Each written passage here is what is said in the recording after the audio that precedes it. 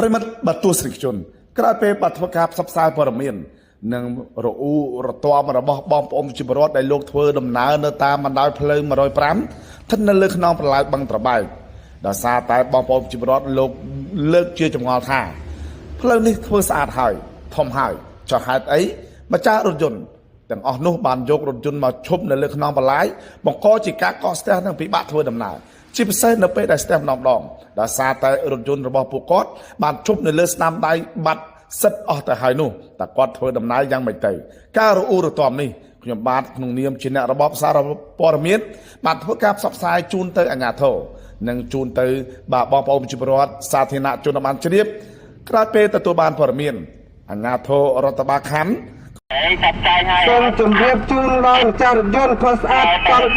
3ដែលចតនៅលើផ្លូវបន្លាយលូ105ណាបង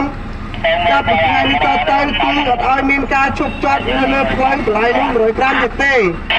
ចឹងហើយបងបានលើសូមបងជួយមកយករថយន្តកង់3ចេញណាបងណាហ្នឹងហើយដើម្បីកុំឲ្យមានការកកស្ទះចរាចរណ៍បងអរគុណ